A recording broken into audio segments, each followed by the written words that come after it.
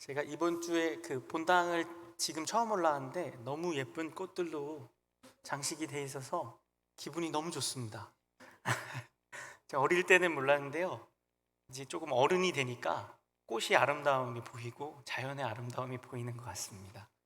너무 향기도 지금 이렇게 나서요. 너무 좋습니다. 우리 성도님들도 향기 나시나요? 네. 예배 끝나고 일로 한번 오시죠.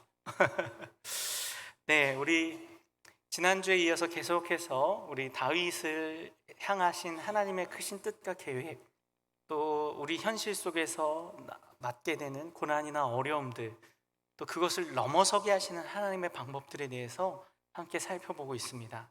지난 시간에 제가 이제 마지막 대지를 다음 주일에 하겠다 했죠. 오늘 연결해서 하고요. 또 오늘 본문과도 사실은 맞닿아 있는 부분입니다. 지난주 말씀 기억나십니까? 지난주 말씀에서 우리가 잠깐 기억해 보면요, 다윗이 도망 중에 그일라를 구원하게 됩니다. 그일라가 블레셋에게 공격을 받았다는 소식을 듣고 사실은 왕이었던 사울이 그일라를 구원해야 했지만 다윗이 달려가서 그일라 백성들을 구원하고 그들을 도와줍니다. 근데 뭘 당합니까? 배신을 당합니다. 그일라 백성들이 아마도 노베 제사장들을 학살했던 사건이 영향이 있지 않았나 싶어요. 땅에서 있었던 학살처럼 자기 그일라 땅에도 사울왕이 학살을 시킬까봐 아마 고발을 했겠죠. 그로 말미암아 다윗은 하나님께 다시 기도하여 묻고 도망을 갑니다. 이 과정을 통해서 우리가 발견할 수 있었던 현실을 넘어서는 첫 번째 비결 방법이 무엇이었습니까? 기도하는 사람이었습니다. 기도할 때 우리가 현실을 넘어설 수 있습니다. 그리고 기도는 누가 할 수 있다고 그랬습니까? 믿음의 사람만 할 수 있습니다. 하나님이 이 모든 문제를 지배하시고 주관하시고 또 나의 어려움과 나의 형편을 아셔서 이 어려운 형편들에서 벗어나게 해주실 수 있는 분은 유일하게 하나님밖에 없다. 그리고 나의 갈 길을 인도해 주시는 분은 하나님밖에 없다라는 믿음이 있을 때, 즉 현실은 내 앞에 벽이 들어서 있고 넘기 어려운 문제라 할지라도요, 그것을 넘어설 수 있게 하시는 분이 하나님이라는 믿음이 있을 때 누가 기도합니까? 우리가 기도할 수 있습니다. 믿음이 있는 자가 기도할 수 있습니다. 근데 다윗이 처음부터 기도했죠. 그일라를 갈 때부터. 그리고 그일라를 구원하고 나서도 그일라를 갈 때 그 다윗의 사람들이 어떻게 합니까? 처음에 반대합니다. 반대해서 다윗이 어떻게 합니까? 포기합니까? 혹은 강요합니까? 아니죠. 계속 기도합니다. 한 번 더 기도합니다. 그리고 하나님의 뜻을 구합니다. 즉 무엇이었습니까?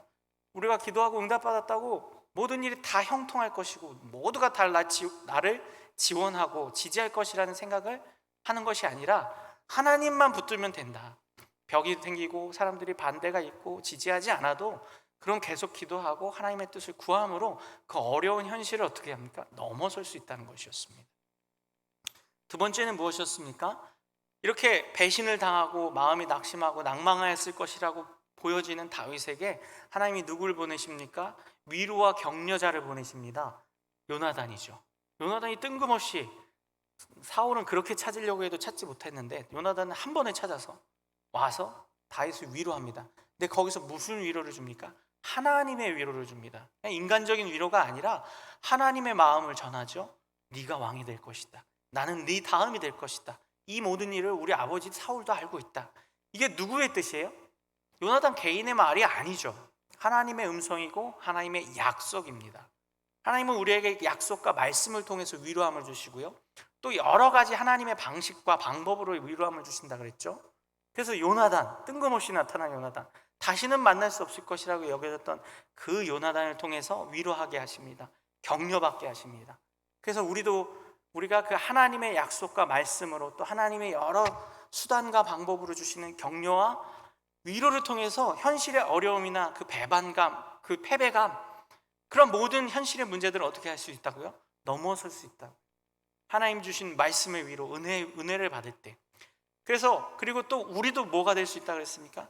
은혜를 끼치는 자, 은혜의 도구가 될 수 있다라는 말씀을 전하고 마쳤습니다. 한 가지 사담을 나누자면요, 제가 이 말씀을 전하고 이번 주 한 주를 지내면서 우리 성도님들께 굉장히 송구스러웠습니다. 이 말씀만 전했으면 되는데 제가 개인적인 체험을 얘기했잖아요. 그래서 그랬는지 우리 성도님들이 너무 많은 정성과 선물을 주신 거예요. 그래서 죄송스럽더라고요. 제가 괜히 제 개인의 얘기를 해갖고 우리 성도님들이 저한테 주셨나 보다. 근데 착각이었어요. 오히려 제가 기도하는 가운데 그래서 하나님께 하나님 송구합니다. 제가 괜히 제 얘기를 해서 그랬나요? 근데 마음에 주시는 생각이 뭐냐면 참 너도 참 교만하다. 저 자신에게요. 무슨 말이냐면 우리 성도님들은 순수한 마음에서, 그리고 제가 그런 말을 하지 않았어도 성도님들 순수한 마음에, 사랑하는 마음에 나눠주시고 저에게 주시는 건데, 제 혼자 순수하지 못해 불순하게 그리고 교만하게 무슨 제 말을 듣고 우리 성도님들이 마음에 움직이셨다고. 다 하나님이 주신 마음이고 원래 하시던 일인데. 그래서 오히려 반성했습니다. 괜히 제가 쓸데없는 생각을 하고 쓸데없는 것. 우리 성도님들은 그만큼 순수하시고 하나님 주신 마음으로 원래 하시던 일인데. 그래서 이 말씀을 드리는 건 더 이상 주시지 않으셔도 된다. 농담이고요. 아무튼 그런 마음을 주셨어요. 근데 그 마음이 들었던 이유가 뭐냐면 우리 성도님들이 그 말씀에 뭔가 이렇게 변화를 느끼신다는 것을 제가 이렇게 느낄 수 있었어요. 아, 말씀을 듣고 우리 성도님들도 정말 그 말씀대로 살려고 노력하시는구나. 어렵지만, 힘들지만, 현실의 벽을 넘어선다는 것, 현실의 문제를 넘어선다는 것이 그렇게 쉬운 일은 아니지만 그래도 노력하신다는 것, 그리고 하나님 말씀에 순종하려고 하신다는 그 모습들이 저에게 보여지는 것처럼 느껴져서 감사했습니다. 사담이었고요. 이제 세 번째입니다. 이 세 번째를 이제 우리가 하지 않고 넘어갔죠. 근데 오늘 말씀과도 연결이 됩니다. 우리가 현실의 문제나 어려운 벽을 넘어서기 위해서는요, 하나님의 일에 집중을 하면 넘어설 수 있습니다. 나의 일, 우리 자신의 일에만 집중을 하면요, 항상 현실에 주저앉습니다. 내게 이익이 되는 일, 우리는요 자기의 이익을 위해서는 열심히 살아갑니다. 그러나 하나님의 유익을 위해서는 도무지 신경 쓰지 않고 살아갑니다. 근데요, 하나님은요 우리 각 개개인의 이익을 위해서는 크게 일하시지 않으세요. 현실 안에 머물게 하세요. 현실을 넘어서면 뭐예요? 그 한 사람 개인의 이익에 불과하고 이기적인 삶밖에 되지 않습니다. 근데요, 하나님 나라의 유익을 위해서 일하는 사람에게는 하나님이 어떻게 하시는 줄 아십니까? 도와주십니다. 힘을 주십니다. 능력을 주십니다. 다윗이 그 증거예요. 다윗이 그 일날을 치러 갔을 때 어떻게 합니까? 이깁니다. 그 도망자들, 환난당한 자들, 핍박당하는 자들, 가진 것 없는 사람들이 400명, 600명으로 늘어나죠. 나중에는 400명이 가서 블레셋 그 군대를 어떻게 이기겠습니까? 하나님의 도우심이 없이는 이길 수 없습니다. 근데 하나님은 왜 다윗을 도와주셨을까요? 자기 이익을 위해서 일하는 것이 아니라 하나님의 나라의 유익을 위해서 일하였기 때문에, 자기 자신에게만 집중하는 것이 아니라 내 앞에 놓여있는 문제들, 지금 다윗에 놓여있는 문제는 뭐예요? 사울에게 도망다니는 것. 어떻게 하면 안 잡히는가? 그리고 또 두 번째 자기 앞에 놓여있는 문제가 뭐예요?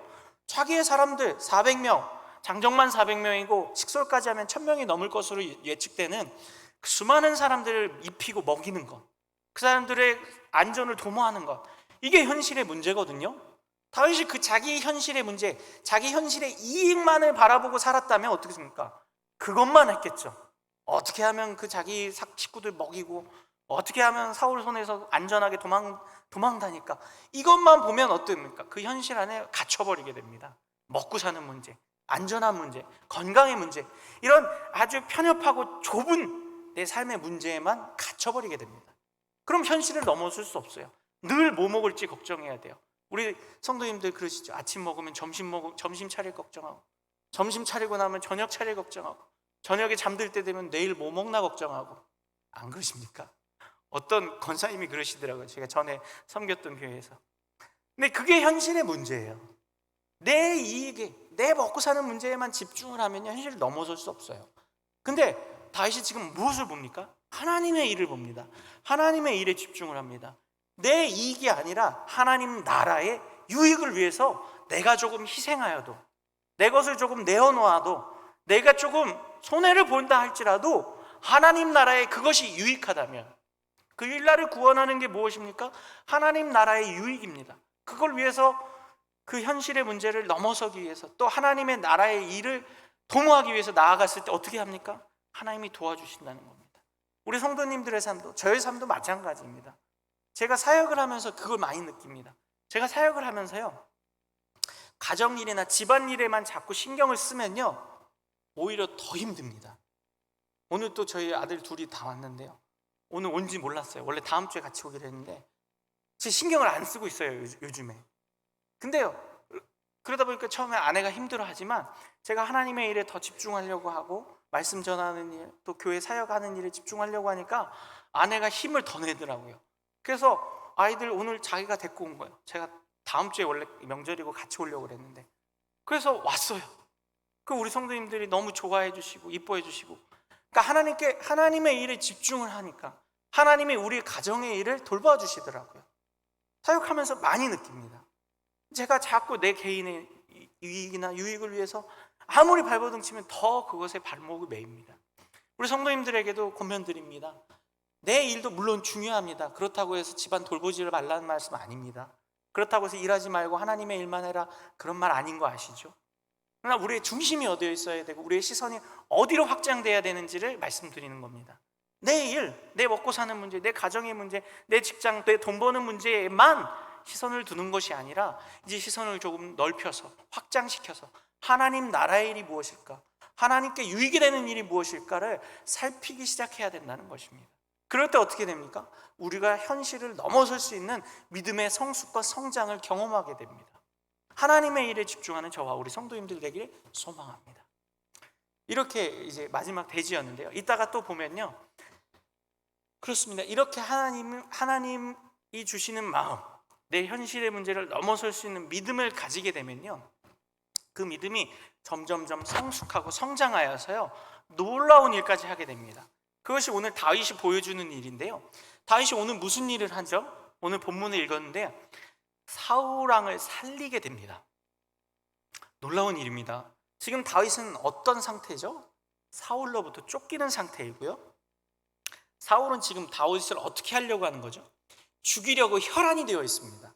23장에서 10광야까지 사울이 군사들을 이끌고 맹추격을 했습니다.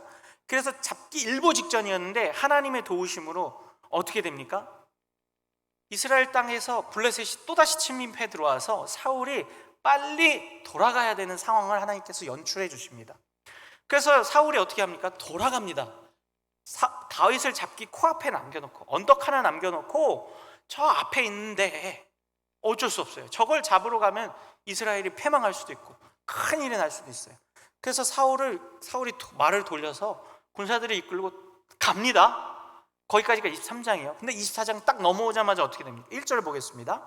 함께 읽습니다. 시작. 사울이 블레셋 사람을 쫓다가 돌아오매 그에게 말하여 이르되 보소서 다윗이 엔게디 광야에 있더이다 하니, 어떻게 합니까?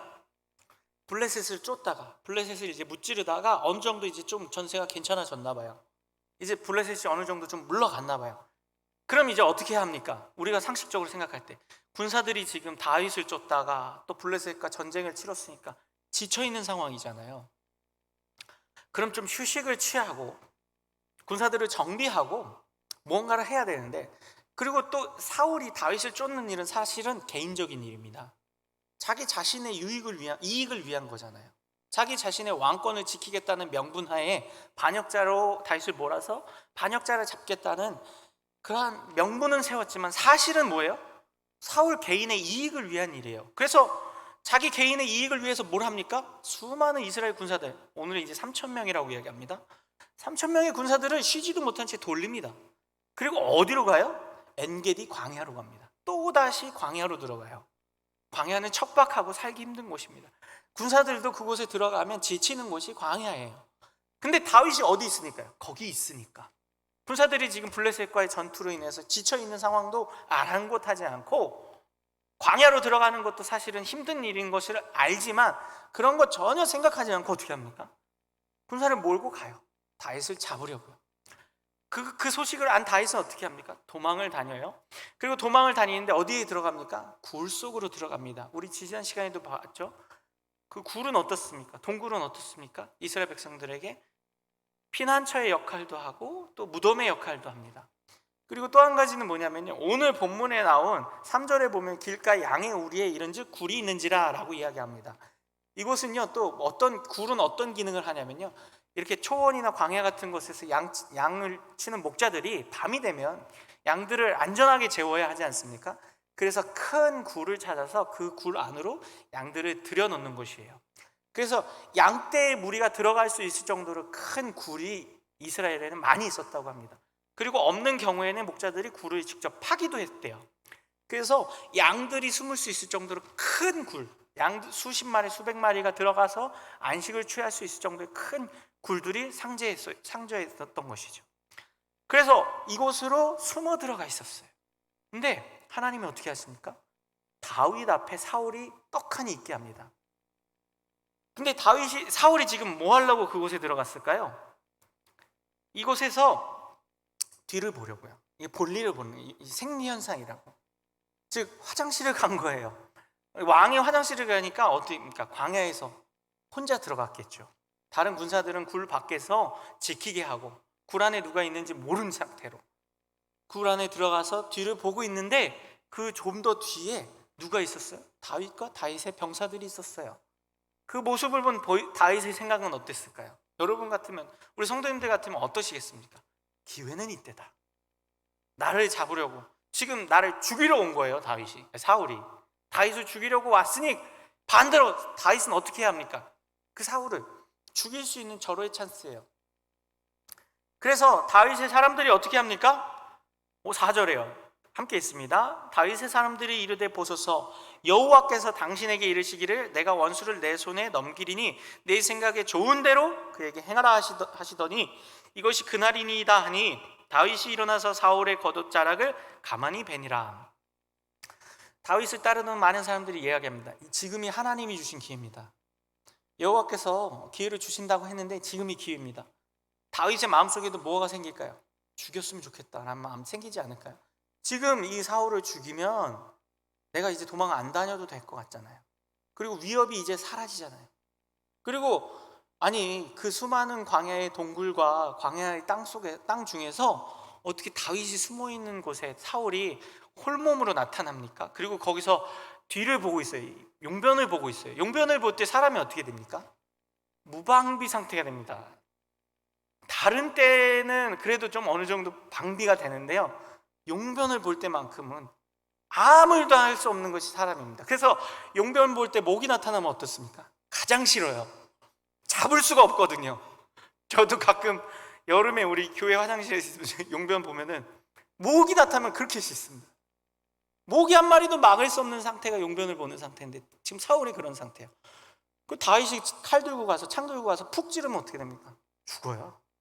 다윗이 그리고 자기가 하기 좀 그렇다, 껄끄럽다, 그럼 누구 시키면 돼요?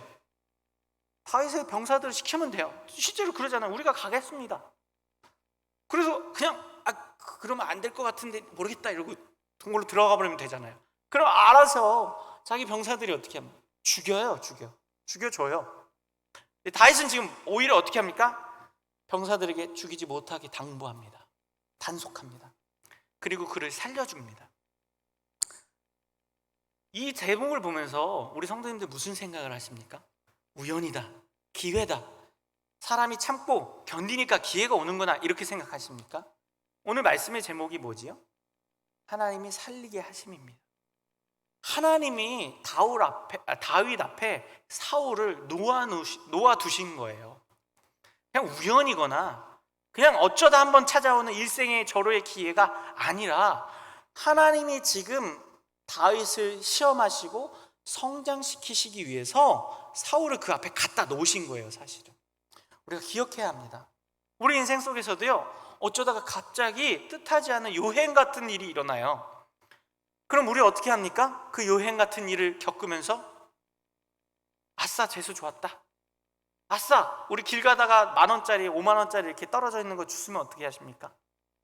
아싸 기회가 좋았어, 하나님 나에게 오늘 행운을 주시는구나, 그리고 주머니 쏙 하십니까? 하나님이 주시는 시험이고 성장의 기회인 걸 기억하시기 바랍니다. 그러한 이거는 좀 내 삶에 잘 일어나지 않는 것 같은 일인데, 그리고 이거는 내가 그냥 꿀꺽 삼켜버리면 안 될 것 같은 일인데, 그냥 내가 이것을 아무 생각 없이 그냥 받아버리면 안 될 것 같은 일인데 라는 일들이 있을 때는 우리 고민하셔야 합니다. 하나님 왜 이 일을 내 앞에 나타나게 하셨죠? 하나님 길 가다가 5만 원 왜 죽게 하셨죠? 경찰한테 갖다 주라고요. 찾아주라고요. 물론 경찰한테 갖다 줘도 대부분의 경우는 못 찾습니다. 그럼 이제 시간이 지나면 국고로 편입돼요. 중요한 건 그게 아니에요. 그 돈의 행방이 어디로 가냐가 아니에요. 그럼 뭐예요? 내 자신의 영적 상태, 내 자신의 수준, 내가 얼마나 성장되는가를 살피라고 주시는 거예요. 뭐 돈을 주는 거는 아주 비근한 예고요. 아주 쉬운 예고요. 이제 우리가 살펴볼 겁니다. 하나님은 왜 다윗이 사울을 살리게 하셨을까요? 첫 번째 이유는요, 다윗을 살게 하시려고요. 뭐라고요? 다윗을 살게 하시려고요. 하나님이 다윗에게 사울을 살리게 하시지만요, 다윗이 사울을 살림으로 누가 살게 될까요? 다윗 자기 자신이 살게 됩니다. 오늘 본문에서요, 우리가 잘 살펴보면요, 다윗이 사울을 살리고 나서 5절 말씀을 보겠습니다. 함께 읽습니다. 시작. 그리한 후에 뱀으로 말미암아 다윗의 마음이 찔려. 다윗이요, 사울을 죽이지 않습니다. 그리고 나서 그 증거로 사울을 내가 죽일 수 있었지만 죽이지 않았다는 증거를 삼으려고 사울의 옷자락을 살짝 베요. 그래서 그것을 갖고 가는데 마음에 어떤 마음이 듭니까? 찔림이 들어요. 반성이 들어요. 왜요? 6절에 이야기하죠. 자기 사람들에게 이르되 내가 손을 들어 여호와의 기름 부음을 받은 내 주를 치는 것은 누가 금해요? 여호와께서 금하신 것이니 그는 여호와의 기름 부음을 받은 자가 됨이니라 하고, 그가 하나님이 금지한 일을 하려는 마음을 먹었던 거예요. 그리고 그것을 실행 직전까지 갔던 거예요. 다만 실행하지 않았을 뿐이에요. 그리고 그 마음, 자기의 그 하나님이 금하셨던 일, 하나님이 하지 말라고 했던 일을 하려고 했던 마음의 증거가 뭡니까? 베어진 옷자락인 거예요. 그 베어진 옷자락을 보면서 자기 자신을 뿌듯해하나요? 자랑스러워하나요? 야, 내가 죽일 수 있었는데 내가 진짜 큰 사람이고 마음이 넉넉한 사람이어서 사울을 안 죽였어. 자 봐라, 이게 사울 옷자락이야. 이렇게 하나요? 반대예요. 어떻게 합니까? 자기 죄가를 봐요. 내가 정말 하나님 앞에 범죄할 뻔했구나. 내가 정말 하나님 앞에 잘못했구나. 그러면서 무엇이 살아납니까? 그의 영적인 상태가 다시 더 성숙하고 성장하고 깨어나게 됩니다. 우리가 이 이전에 다윗이 도망 다닐 때를 기억하십니까? 놉 땅에서 무슨 일이 일어나죠? 놉 땅에 숨어들었어요. 제사장들이 먹는 진설병을 먹고 골리앗의 칼을 얻어서 갑니다. 그로 말미암아 어떻게 됩니까? 놉 땅에 있는 제사장 85명과 놉 땅의 백성들이 다 학살당합니다. 그 일을 누가 겪나요? 다윗이 겪어요. 근데 그 원인이 뭐였어요? 다윗이 거짓말을 했기 때문에. 다윗이 노베에 있는 아비아달 제사장을 속이고 그에게 나를 좀 도와달라고 했어요. 그리고 제사장은 그를 도와줬을 뿐이에요. 그로 말미암아 어떤 일이 일어났죠? 다 죽임을 당하는 안타까운 일이 일어났어요. 그게 뭐예요? 하나님 말씀을 마음에 두지 않고 그의 영적인 상태가 바닥에 쳤을 때. 그리고 가드로 도망가서는 또 어떻게 합니까? 원수의 땅으로 도망가 버렸어요. 그 원수의 땅에 들어가서 어떻게 합니까? 살아나려고 미친 척까지 했어요. 다 뭐예요? 하나님을 경외하고 하나님 말씀을 주목하지 않고 그의 영적인 상태가 침체되어 있어서 내 방식 내 뜻대로 살아냈을 때 무슨 일들이 반복되었나요? 실패가 반복되었고 잘못이 반복되었고 그 잘못으로 인해서 다른 이들에게 큰 피해를 입게 되었는 수많은 일을 경험했어요. 다윗이. 오늘도 마찬가지예요. 다윗이 우리 지난 시간에 앞에 서두에 말씀드린 것처럼 자기 이익만을 바라보고 자기의 일만을 도모하면 결국엔 뭘 겪게 됩니까? 실패를 경험하고 아픔을 경험하고 다른 사람들에게 피해를 끼치는 일들을 경험하게 돼요. 근데 다윗이 누구의 일을 바라보았어요? 누구의 유익을 봅니까? 하나님의 유익을 보아요. 하나님의 나라의 유익을요. 그래서 죽이지 않아요. 그로 말미암아 어떻게 됩니까? 좋은 일들, 선한 일들, 하나님의 뜻이 이루어지는 결과를 얻게 됩니다. 그렇습니다. 하나님이요, 다윗에게 사울을 살리게 하신 것, 사울이 나타났지만 그 사울을 죽이지 않게 하시고 죽이지 않을 수 있게 하심을 통해서요, 다윗이 살아나는 거예요. 그의 영혼이 살아나고 그의 영적인 상태가 깨임바되고 더욱 성장하는 놀라운 일을 경험하게 하십니다. 하나님은요, 오늘 우리에게도 동일하게 일하십니다. 오늘 우리에게도요, 우리 앞에서 보복하고 죽이고 끊어내고 없애버릴 수 있는 많은 일들을 경험하게 하세요. 그때 우리는 어떻게 해야 합니까? 세상의 방법, 내 이익을 쫓는 방법, 내 방식으로 일하면 안 됩니다. 내 방식으로 일하는 대표적인 사람이 누구일까요? 사울이에요. 사울은요, 자기 이익만을 위해서 일하고요, 하나님의 일을 도모하지 않아요. 그러다 보니까 어떻게 합니까?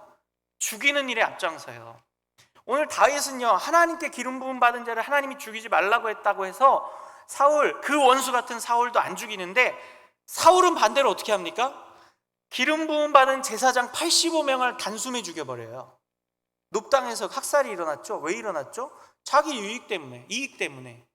그 높당에 있는 제사장들이나 사람들이 자기에게 고발을 안 하고 협력을 안 하니까 그들이 기름 부음 받은 것은 전혀 생각지 않고, 그들이 하나님의 일을 하는 사람들이라는 것은 전혀 개의치 않고 자기 기분대로 그냥 다 죽여버려요.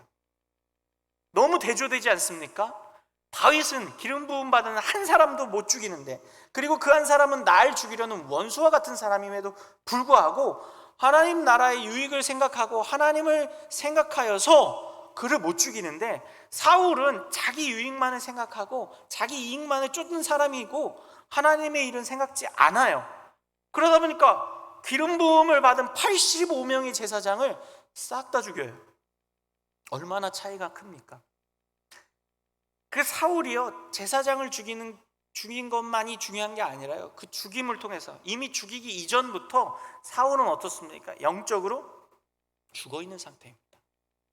그가 영적으로 하나님을 의식하지 못하고 하나님을 의지하지 않는 삶을 사는 것뿐만 아니라 그의 영혼은 이미 죽어 있어요.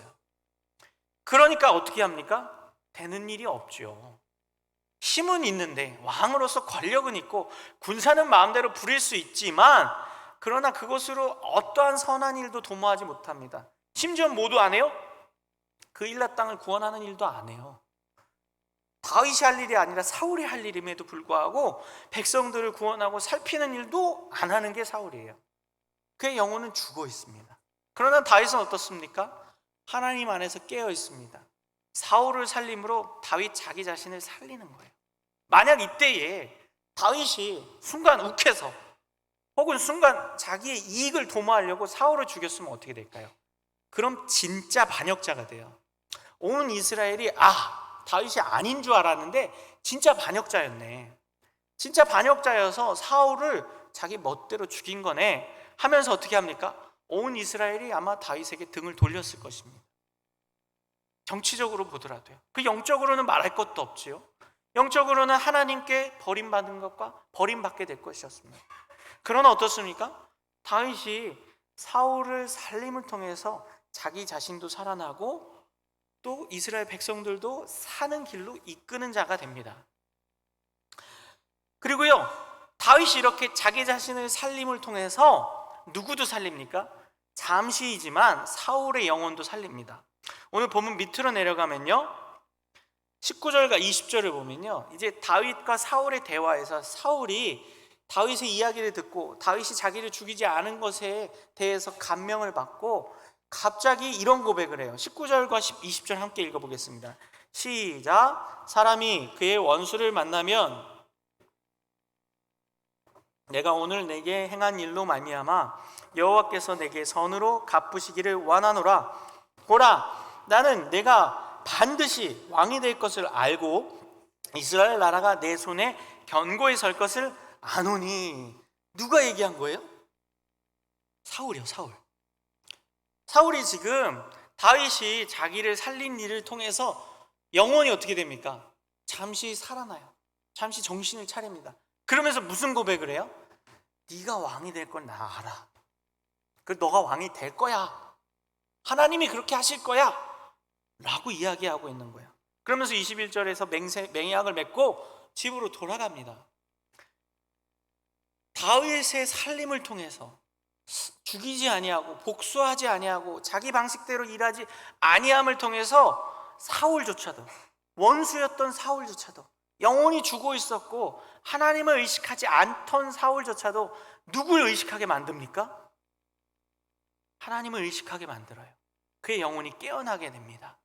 그렇습니다.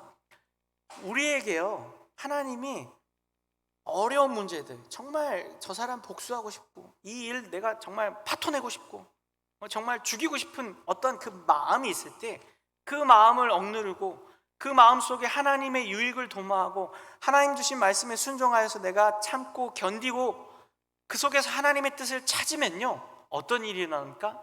사람들이 변화돼요. 내 자신이 살아나는 것은 그치지 않고요, 내 주변이 변화되고 나와 만나는 사람들이 변화되고 심지어는 원수로 여겨지는 그 사람 혹은 그 일조차도 변화되게 됩니다. 제가 경험했던 일인데요, 제가 이제 결혼을 하고 첫 번째 전셋집을 한 4년 정도 살고 이제 그 전셋집을 빠져야 되는데, 이제 집주인한테 한 6개월 전에 얘기를 했어요.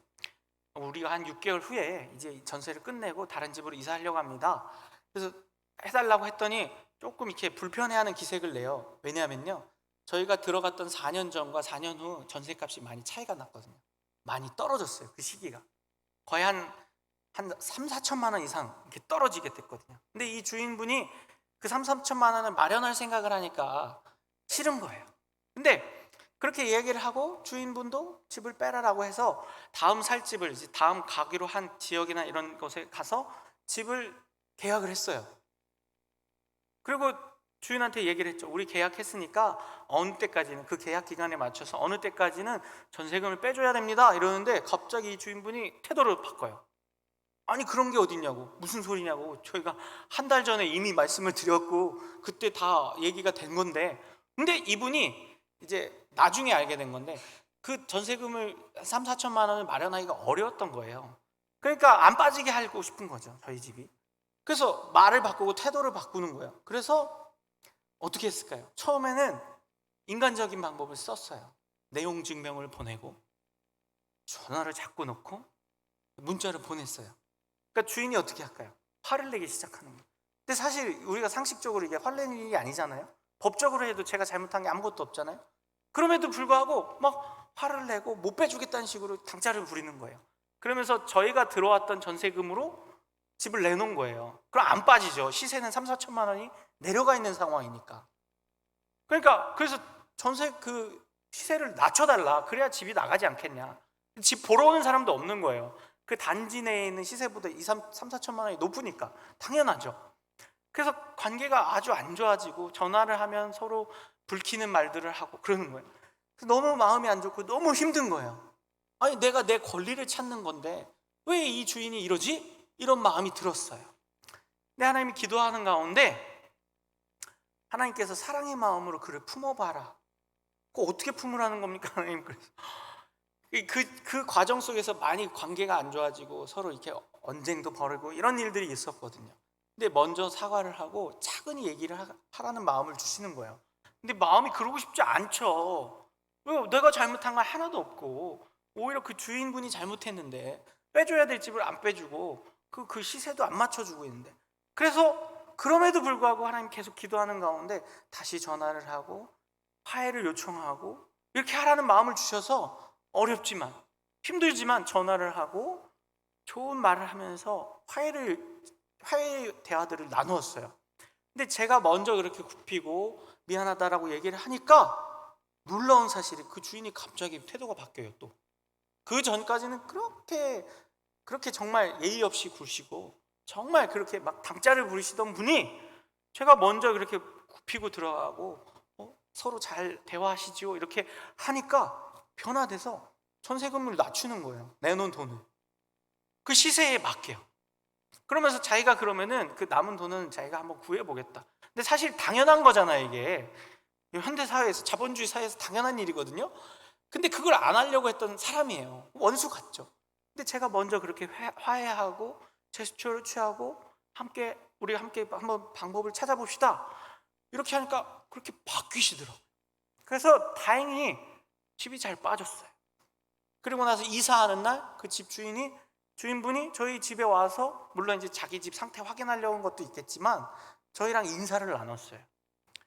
우리가 4년이나 살고 신세를 진 집인데 그래도 이렇게 좋게 마무리를 해서 감사합니다. 그분도 내가 지난번에 미안했습니다. 이렇게 하면서 잘 화해를 하고 잘 이사를 마무리할 수 있게 해주셨어요. 근데 이 일을 겪으면서요, 우리 성도님들 이 이야기를 들으시면 어떠십니까? 좀 화 안 나세요? 저만 화나나요? 제 일이라서. 남 일이어도 이런 경우 겪으면 어때요? 화나지 않나요? 저는 화나더라고요. 원수 같잖아요. 집주인이 당연한 걸 안 해주는데. 근데요, 우리가 그 속에서 오늘 말씀에서처럼 살리는 사명을 받았다면, 다윗은 자기를 죽이려던 원수 사울도 살려주는데, 그리고 그를 오히려 그에게 어떻게 합니까? 나중에 이제 우리가 보면 알겠지만요, 그에게 나는 왕의 신하입니다. 나는 왕을 죽이려는 마음이 조금도 없습니다. 왕이요. 이렇게 자신을 오히려 낮추면서까지 이야기합니다. 그럴 필요가 없잖아요. 근데 그러한 화해와 살리는 일을 도모하니까 어떻게 됩니까? 문제가 해결될 수 있는 좋은 방향, 하나님의 방법들을 하나님이 열어주세요. 그리고 그 일을 겪고 난 다음에 제가 깨달은 것이요, 아무리 내가 잘못한 게 없고 아무리 그 사람이 잘못하고 상식에 맞지 않는다 할지라도 우리 그리스도인들은, 하나님의 사람들은, 하나님의 왕으로서 부름받은 우리는 조금 다른 삶의 자세를 가져야겠구나. 살리는 일을 해야 되는구나. 그것이 결국 뭐예요? 나를 살리는 일이에요. 제가 그분과 그렇게 화해하고 나니까요, 그 전까지는 마음에 막 우라가 치밀어요. 막 기도도 잘 안 되고, 밥 먹으면 맨날 체하고, 집 문제가 해결 안 되면 어떻게 합니까? 근데 그렇게 화해를 하고 주인도 그렇게 화해 제스처를 하고 그렇게 자기가 잘 해보겠습니다 하니까 마음이 어떻게 될까요? 평안해져요. 당장 집은 안 나간 상태예요. 당장 집이나 뭐 여러 가지 문제가 해결되진 않은 상태예요. 그러나 제 마음속에 무엇이 찾아옵니까? 평화가 찾아오고 죄가 살아나는 걸 느끼더라고요. 다윗도 마찬가지일 것입니다. 하나님도 다윗에게 그걸 가르치시라는 거예요. 사울을 당장 칼 한번 푹 찔러서 죽이면 얼마나 편하겠어요. 얼마나 지금 현재의 문제를 잘 풀어낼 수 있는 상황이 되겠어요. 그러나 하나님은 그러한 인간의 방식, 세상의 방식, 자기 이익을 도모하는 방식이 아니라 하나님의 나라의 방식을 우리가 따르길 원하세요. 그리고 그렇게 했을 때 누가 살아나나요? 우리의 영혼이 살아나요. 나의 심령이 살아나요. 내 안에 평안을 잃어버리지 않게 됩니다. 이 비밀을 오늘 다윗에게만 말씀하시는 것이 아니라 저와 우리 성도님들에게도 동일하게 말씀하시는 겁니다. 오늘 이제 명절을 맞이합니다. 두려우시죠? 안 두려우십니까? 우리 성도님들, 어머님들은 명절 맞는 게 그렇게 그닥 좋지 않으세요. 요즘은 그래도 예전만 안 하지만 명절 음식 준비하고 손님 치르고 끝나고 나서도 나머지 뒷정리하고, 그리고 또 그 손님만 음식만 하는 게 문제예요. 사람들 와서 또 대화하고 이러다 보면 서로 속 끓는 얘기도 하고 나의 치부도 드러내기도 하고 언쟁도 벌어지고 고스톱 치다가 광 안 팔았다고 화내고 이런 일들 막 일어나잖아요. 친인척 형제 자매들 만나면요. 그럼 우리 어떻습니까? 명절이 좋게 잘 보내고 나면 즐거운 추억이지만 많은 경우에 명절 보내고 나면 명절 참 힘들다, 명절 안 왔으면 좋겠다, 이런 생각 안 드십니까? 그리고 명절 때 꼭 나랑 좀 마음이 틀어져 있는 시누이라도 만나거나 누구 만나면 어떻습니까? 보는 것 자체가 불편해요. 근데요, 이번 명절에 한번 우리 가족들이나 혹은 불편한 사람들을 만날 때 오늘 말씀을 기억하면서 한번 내가 이 사람 살려볼까 한번 생각해 보십시오. 어떻게 살릴 수 있을까요? 방법은 다 다릅니다. 만나는 사람이 다르고 나에게 원수 같은 사람이 다르니까요. 그러나 중요한 원리는 뭐예요? 내가 이번에는 이 사람을 살려보자. 맨날 만나면 말싸움하고 신경전 벌이고 자존심 싸움하고 그랬는데, 형제 자매를 그랬는데 이번에는 한번 내가 이 사람을 살려보자, 용서해보자. 이 사람에게 먼저 고개를 숙여보고 손을 내밀어보자. 이런 마음을 품고 한번 이번 명절에 임해보시기 바랍니다. 그러면요 정말 놀라운 변화를 겪으실 것입니다. 그렇게 보기 싫었던 시누이가 이뻐 보일 수도 있어요. 자, 이처럼요, 하나님은요 오늘 우리의 삶 속에서 살리게 하십니다. 그 살림은 그 상대방을 살리는 것에 그치지 않고 결국은 나를 살리는 일이에요. 두 번째는요, 하나님이요 이 살림을 통해 살아나게 하심을 통해서 살리게 하심을 통해서 하나님을 바라보게 하십니다. 다윗이요 사울을 죽이지 않았던 이유는 뭘까요? 사울이 예뻐서일까요? 사울이 그전엔 몰랐는데 화장실에서 용변 모습을 보니까 엉덩이가 너무 예뻐. 좀 농담처럼 농담입니다. 그런 마음이 들어서 살렸나요? 이쁠 게 하나 없는 사람이에요. 근데 다윗이 고백합니다. 다윗이 사울을 죽이지 않은 이유는 한 가지예요. 여호와를 바라봤기 때문에, 하나님을 바라봤기 때문에. 우리는 사람만 바라봅니다. 그리고 그 사람이 하는 말, 그 사람이 하는 행동, 그 사람이 나에게 끼치는 유불리, 이것만 봐요. 근데 그 사람 너머에 있는 그 사람의 영혼을 바라보면 우리 어떻게 할 수 있을까요? 살릴 수 있습니다. 그도 하나님이 사랑하신다. 저 사람을 위해서 하나님이 십자가를 지셨다. 예수님이 십자가를 지셨고 저 사람도 하나님이 긍휼하신다. 그 마음.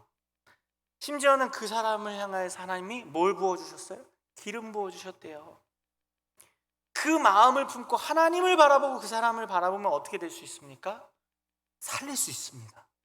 원수여도, 용서할 수 없는 사람이고 그렇게 미운 사람이어도 그 사람만 보는 것이 아니라 그 사람 내면 혹은 그 사람 뒤에 있는 영혼을 바라보면, 그리고 그 사람을 사랑하시는 하나님을 바라보면 우리가 그 사람을 용서할 수 있습니다.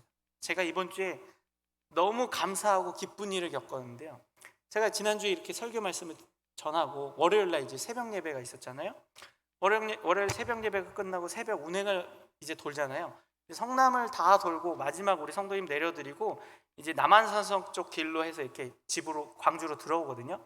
근데 그 남한산성 밑에 투갈이라는 식당이 있습니다. 혹시 아시는 분 계십니까? 네, 투갈이라는, 옛날에 옹기와 투갈이 이 두 집이 저렴한 식당이에요. 지금도 찌개 백반이 4,000원입니다. 근데 제가 이제 은행동에서 사역할 때 월요일마다 우리 학생들, 중고등부 학생들 특세라고 해서 6시에 와서 새벽 예배를 합니다. 같이 중고등학생들이랑. 그리고 나서 그 학생들을 데리고 그 옹기와 투갈이, 지금 옹기라는 집은 없어졌고 투갈이라는 집만 남아있어요. 찌개백반집인데 거기에 가서 아이들이랑 아침을 먹고 아이들을 학교 보내던 기억이 있거든요. 그래서 월요일 날 또 쉬는 날이기도 하고 그래서 오늘 좀 아침을 여기서 먹고 가면서 추억을 되새겨야겠다, 이런 마음으로 거기에 들려서 찌개백반을 시켜서 먹으려고 갔어요. 근데 입구에 중고등학생처럼 보이는 아이 4명이 앉아서 조금 전까지 담배를 폈던 것 같은 느낌이 들어요. 냄새도 살짝 나고 불량스럽게 앉아있더라고요, 그 입구 앞에. 그래서 뭐야 이 녀석들은, 이러고 들어가서 이제 주문을 했는데 한 아이가 후드 모자를 이렇게 쿡 쓰고서는 앉아갖고 사장님이랑 대치를 하고 있는 거예요. 그래서 뭐지 하고 그 옆 테이블에 앉았어요. 그래서 이제 저는 제 먹을 걸 주문을 하고 가만히 이렇게 듣고 있는데 이 아이들이 요즘은 없는 무전취식을 한 거예요. 돈 안 내고 밥 먹은 거예요. 요즘 무전취식을 누가 합니까? 아닌가요? 아직도 하나요? 제가 근데 그걸 보면서 야, 요즘도 무전취식을 하는 애들이 있구나. 근데 그 아이들 중에 한 명, 대표 한 명이 여기 잡혀 있는 거고 나머지 4명 아이가 문 앞에서 그러고 있었던 거예요. 그 사장님, 그 종업원은 아이들을 보내지 못하고 이러고 있는 거예요.